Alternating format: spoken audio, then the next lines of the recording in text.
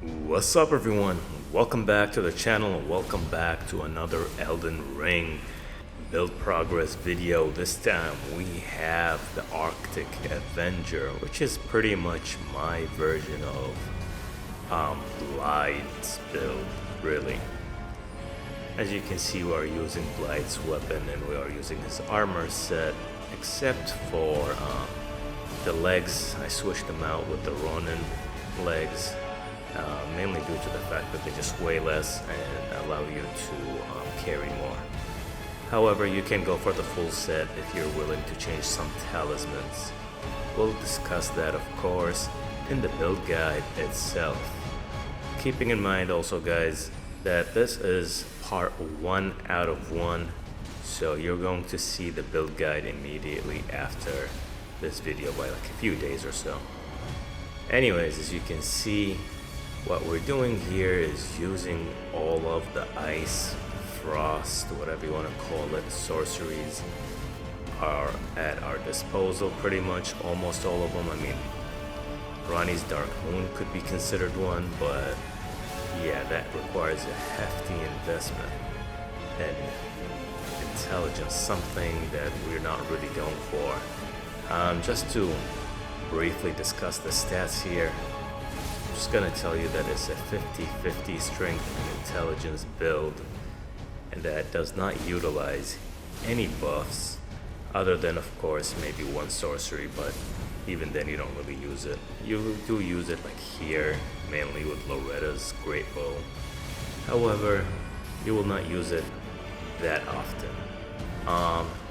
So the Ash of War here, Wolf's Assault, is really amazing, especially against smaller creatures. For example, this Invader right here, and just a bunch of them that we're going to see soon. All of these foes, these creatures, these enemies that you'll be fighting will be easily dealt with this Ash of War, as it actually, when you're doing a flip, you can push back most of the enemies in this game, and it's just like you can even like just chain lock it if you would like and just keep spamming it, preventing the enemy from doing anything like at all to even hurt you. The bats are pretty annoying. Flying enemies, generally speaking, can be annoying. But with the second part of your Ash of War right here, the follow-up, where you pull out the sword from the ground and pretty much have like a cold explosion. I don't know what to call it, an icy explosion that deals massive damage and even sometimes pushes back some bosses. None of the major ones, well, some of the major ones if they're small sized, but not anything like Godfrey or a Fire Giant or Dragon Lord plus Citisax, for example. As you can see, anyways, from the giants that we're fighting here, most of this game, throughout the whole journey, you're generally speaking, you're gonna have an easy time. Don't forget, this is NG plus 3, level 150 build, and it doesn't really require, much effort for you to defeat most of these enemies. You can actually surprisingly take a lot of damage without using anything like Golden Vow or any defensive talismans. We might have one, the Dragon Crest Grey Shield talisman, because I always believe that's a good one to have. We might have the Opaline Heart here and our Wondrous Physic as well. So those are like the two things that help you, absorb damage, but other than that, there's no Golden Vow, there's no Black Flames protection, there's no healing here. You don't have any incantations that'll heal you over time, like Bestial Vitality, or any of that. Erdtree's Favor, was it called? I'm not sure. There were other incantations, I never used them, that's why I don't know what they're called, that are slightly stronger than Bestial Vitality, however they cost more as well. And I just find like Bestial Vitality to be more than enough. Just don't not forget that you're not really planning on taking damage.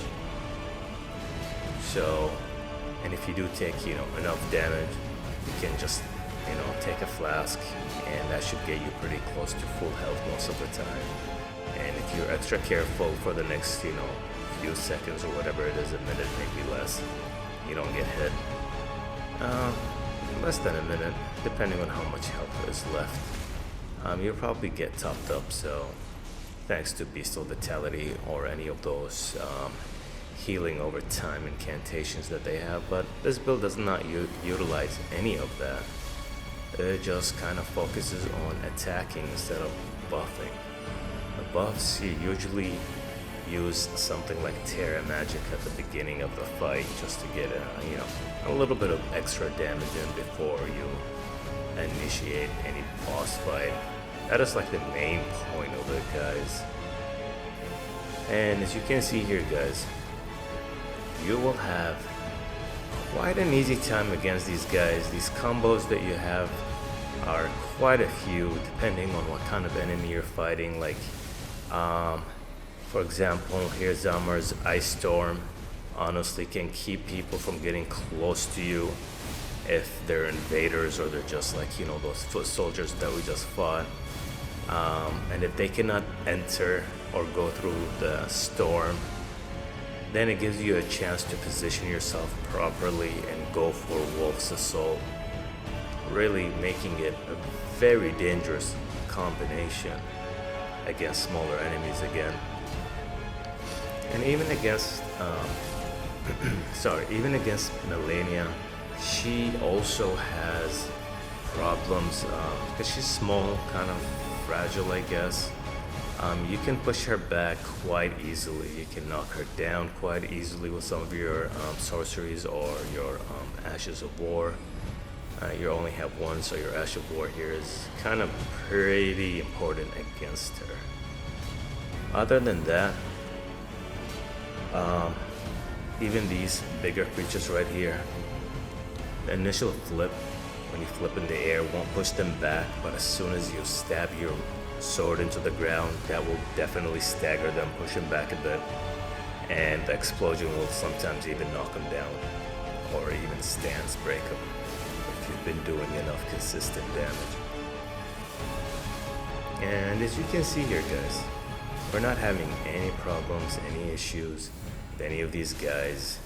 I've died, I actually finished this game, this playthrough rather fast. Now I don't know if I'm just getting better at the game or if this build is just really good. It's probably a combination of both, to be honest. But I've died very little. I finished the whole thing probably, 10 to 15 hours. Finished the whole playthrough. As you can see, we only have one build progress video because I kind of rushed through it. I avoided as many bosses as I could and just moved on to the major bosses, so I don't have to waste too much time as I'm already working on another build guide. Like, I had two different build guides, or different playthroughs rather, one after the other. They both they both involve or revolve around sorceries and magic. One is a magic and strength one, which is the Arctic Avenger you are seeing here, and then you will see another one called Miracle Mage, and that one is just a pure intelligence build. Really overpowered build, probably the most overpowered build I have made so far, and will be probably will be the shortest build guide I made because of how fast everything just died. But we'll leave that for another time. Anyways, as you can see here, the explosion, the follow-up explosion there, pushes him back and ended up stance breaking him there. So this Ash of War is very useful against mounted enemies from my personal experience, and as you have seen. This is the last boss fight here. I do show you most of it. I barely edited anything, but I did edit for sure. I wanted to keep this short and interesting, and that's, as you can see, ads are already dead. And I didn't even hit them properly with my Ash of War. But anyways, guys, if my voice sounds a little bit different, I'm a little bit sick, so do forgive me for that.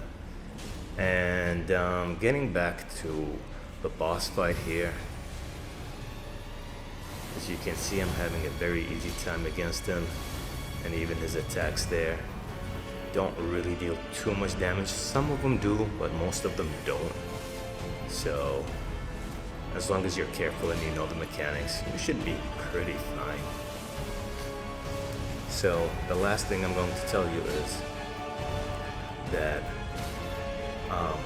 you will be combining, as you can see, your sorceries with your melee attacks to like maximize, your damage, as you do want to try to inflict frostbite as fast as you can. And once you do that, you can switch to your melee attacks, as you will be dealing more damage, of course.